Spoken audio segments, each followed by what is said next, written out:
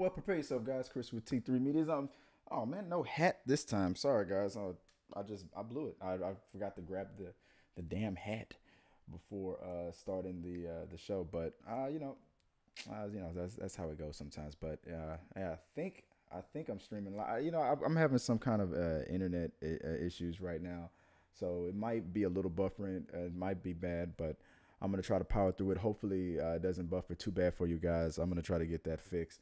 There's a lot of work going on out there outside. It's in the new subdivision, so I'm gonna try to power through and get this going as best as I can. Let me preview it for a second, see if there's anything I can see. I'm still kind of live. You guys got me a little bit, but hey, as you can see from the title of the show, we got a little bit of news out there. There's a lot of people talking.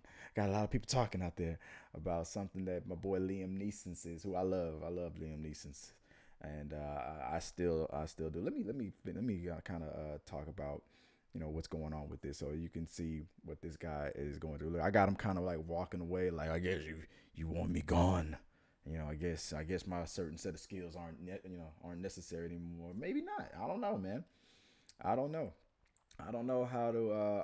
I've been going through the motions a little bit on how to feel about this and how to approach it. I've been processing. I've been in my safe space, and I've been pondering thoughts and feeling my feelings of emotional trauma.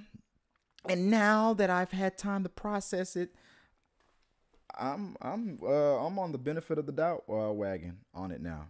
Look. This was my first reaction to it. This dude just let me know what. First off, let me start off by, just for the two people out there in the world who have not caught up to exactly what the man said.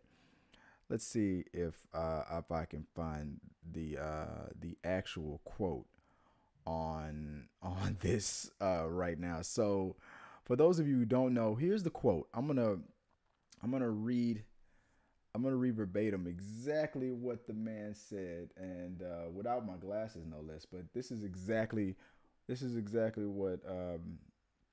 transpired. So let's fade to it. This is gonna be. I'm gonna read it out, and this is gonna be my reaction to it. So here we go. So this is exactly what he said, and I quote. He said, "I went up and down areas with a Kosh, which is like a nightclub or a crowbar or something, out there, hoping some black bastard would come out of a pub and have a go, so that Neeson could kill him." In the interview, Neeson also said he was ashamed to recount the experience, that it was horrible, that he did what he did. It's awful, but here's probably the benefit of the doubt he's going to give himself. "I did learn a lesson from it when I eventually thought, what the fuck are you doing?" That's what he told himself.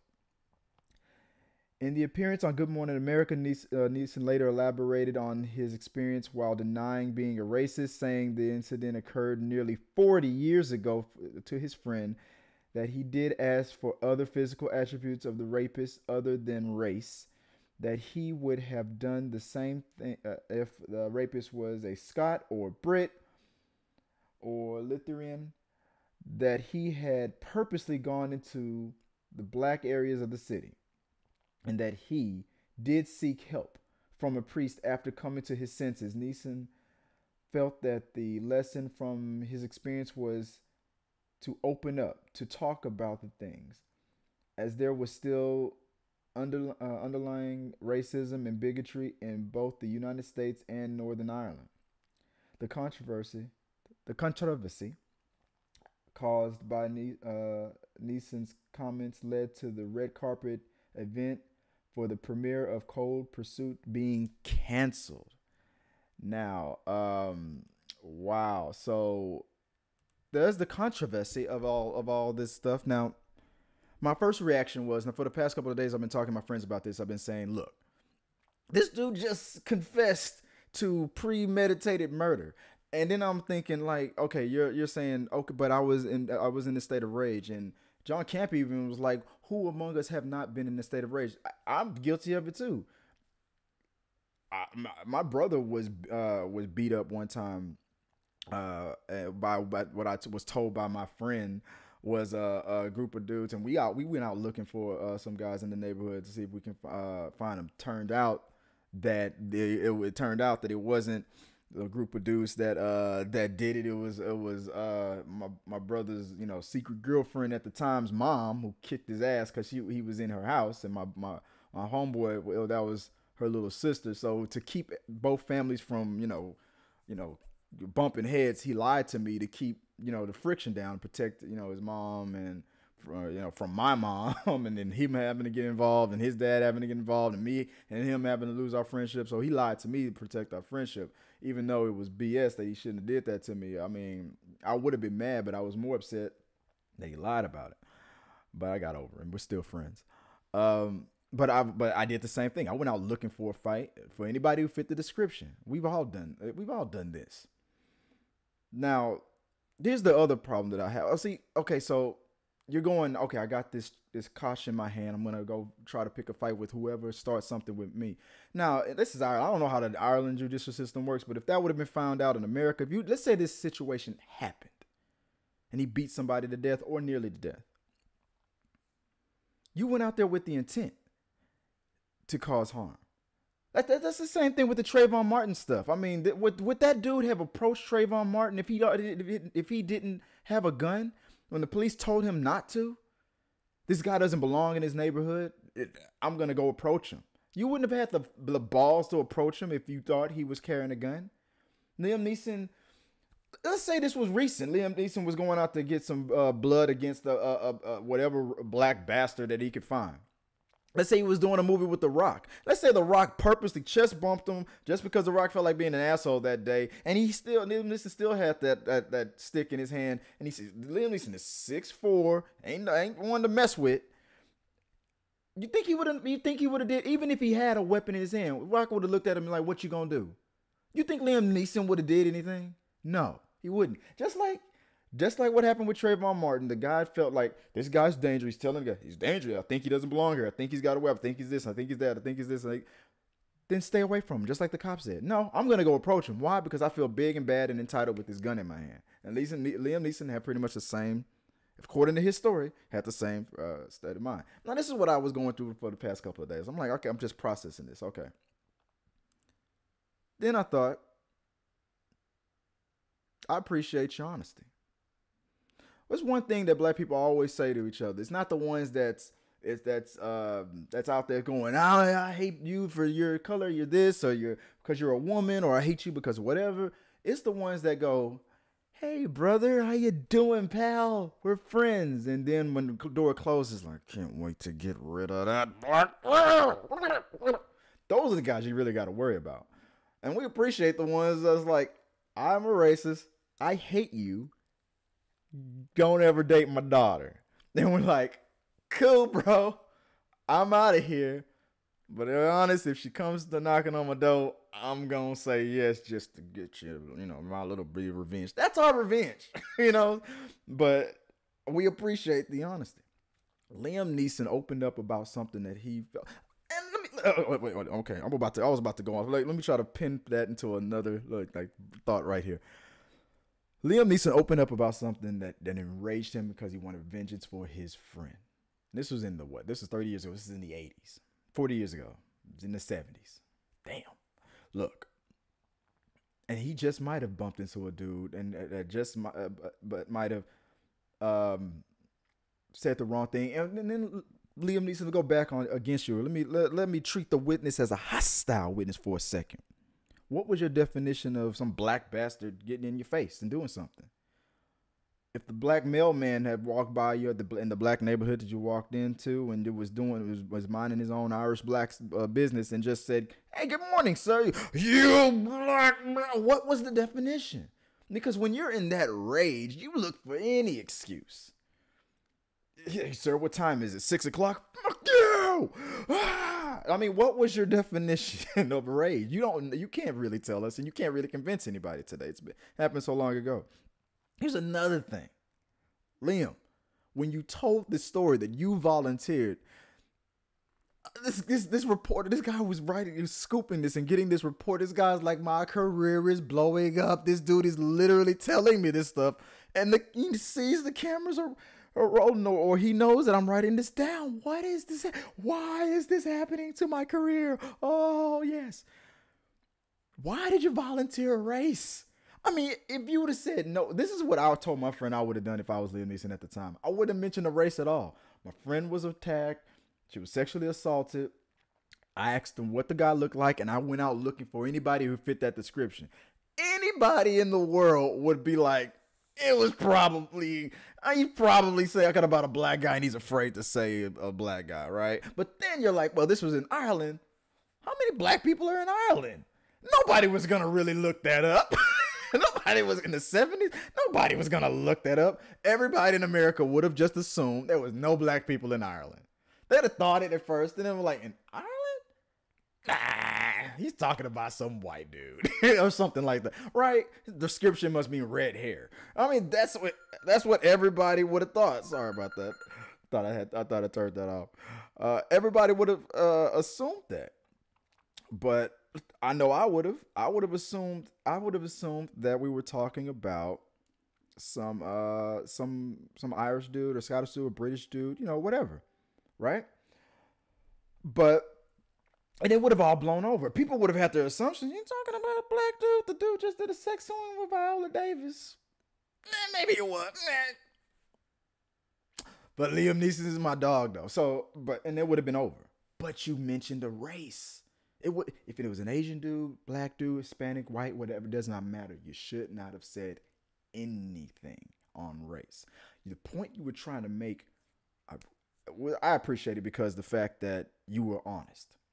Know how many people lie to your face telling you that I'm not racist, but you know how many times I hear that? I can't be racist because I'm with. It's like I'm engaged. My fiance is white. I could still hate white people. If I could say something right now to make everybody say, "Oh, yeah, that was pretty racist." And you think it would cover me if I said, "But my man," no, that doesn't cover you. You can't have your cake and eat it too. You're okay with that black guy or that white woman or that white guy or that black woman, but people will start to get the sense that maybe as a whole there's something wrong here, right? And the problem moving forward is, here's where I really am trying to have Liam Neeson's back on it, because I feel like what the point that he was trying to make was he was an enraged person back then, and we have got to start counting the timeline and what people have done moving forward. I can tell you that I was an immature, stupid jerk when I was 20 years old. I was a nice guy, a shy guy, and all that. But as far as compared to, do I want to still be that 20-year-old person?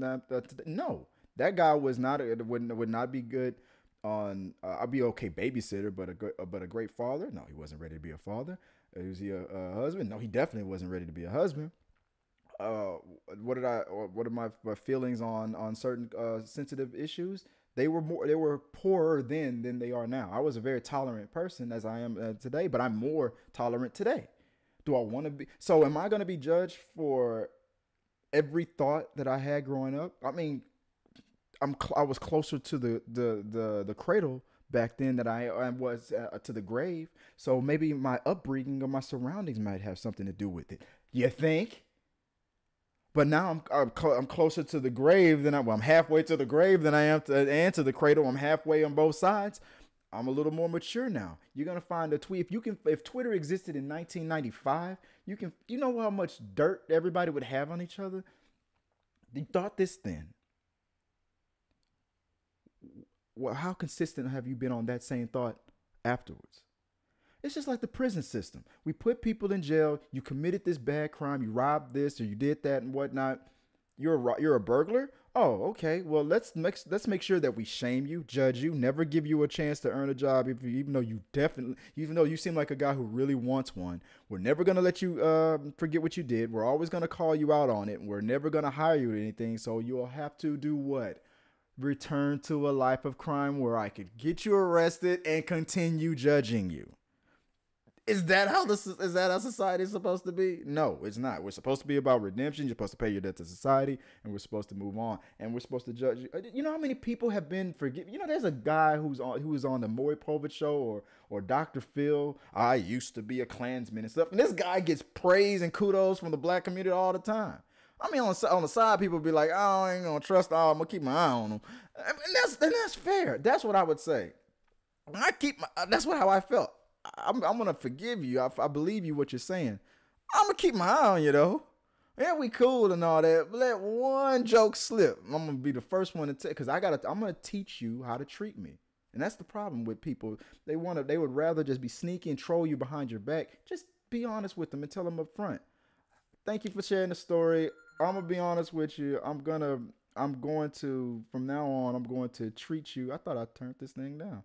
What if it's Joy telling me, "Hey Chris, we can't hear you." I'm gonna be upset. I'm gonna be so upset. Let me see it. How am I streaming in? I'm gonna teach you how to treat me, and just move on with Liam Neeson with that.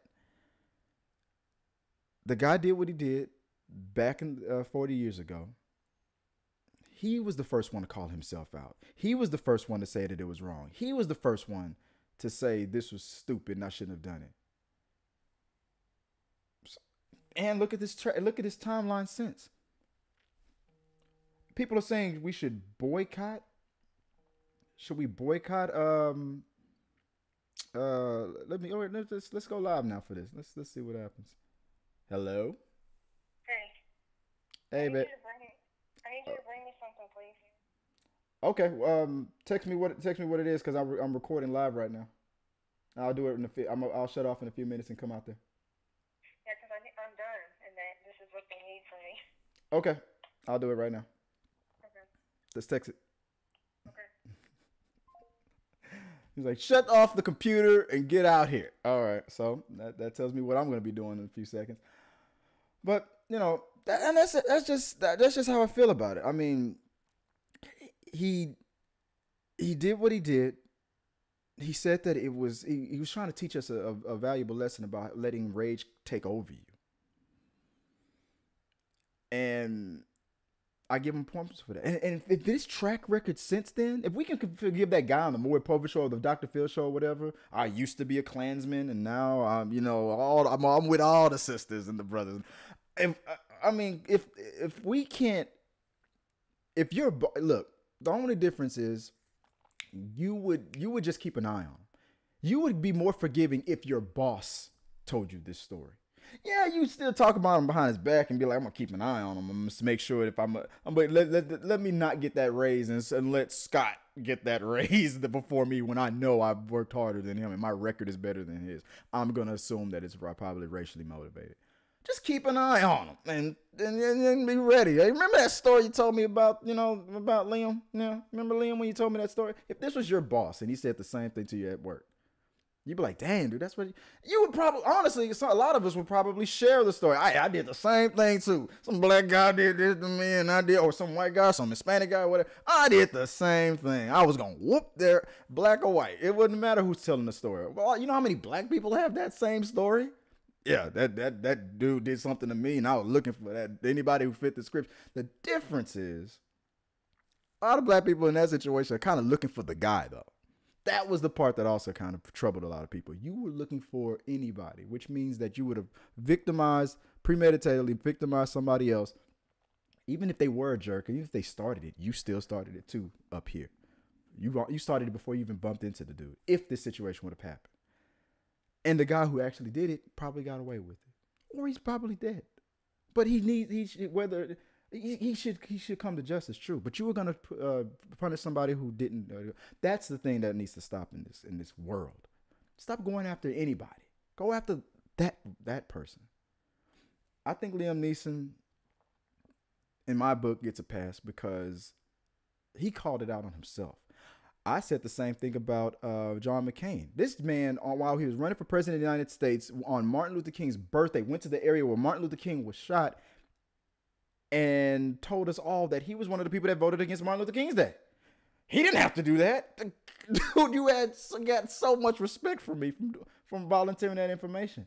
So that's how I feel about it. I feel like I don't think Liam Neeson's a racist dude.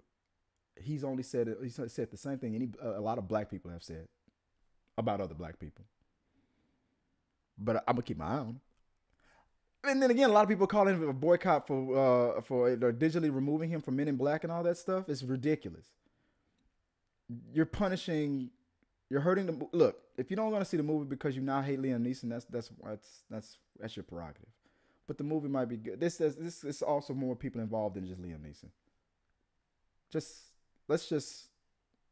I don't know. I feel like there's more important things in the world going on than Liam Neeson talking about how he felt about his friend, 40 years ago. I feel like that was I may not be the man I want to be. I know I'm no longer the man I used to be. People need to start remembering that line and moving on. And let me hurry and quickly move on. So let me just give you a quick update, guys. So because I got to move on myself. So if you want to send something to me, to this show, let me find it here. That is easy. All you have to do is follow these instructions. All right. So if you want to send me something, send it to mail at T3medias.com or Facebook or all the social medias at T3Medias. Use the hashtag We Got Your Mail or WGYM if you want me to definitely respond to it, and I will respond to it. Coming up later is, let's see. I also have, let's see right here. I'm sorry. Let me get these graphics up now that I have to rush. I also have a review coming up of the High Flying Bird that's coming out on Netflix on February the 8th on my birthday, guys. I've already screened the movie. Thank you, Netflix, for making me a part of your screening process.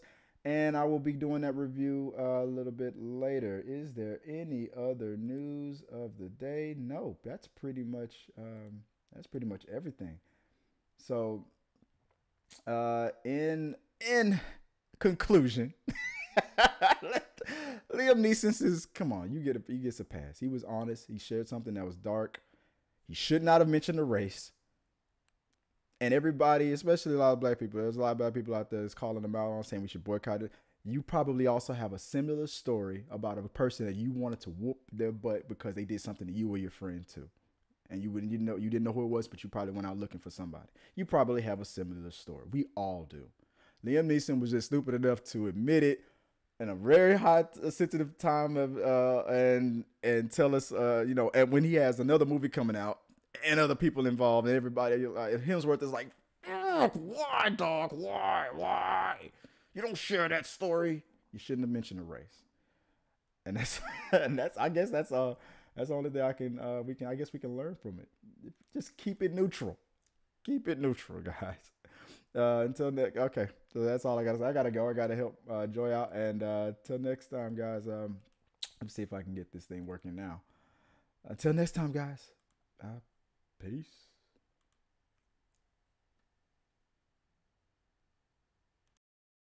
Whoa. Hey, before I forget, I'm not even wearing the same clothes. Doesn't even matter. Movie magic. Thanks for watching the video all the way to the end. Like if you like, share if you care, comment for a compliment, subscribe to the tribe, and if you want to know more about how you can send me a message and be a part of We Got Your Mail, that's coming up right here. Check this out.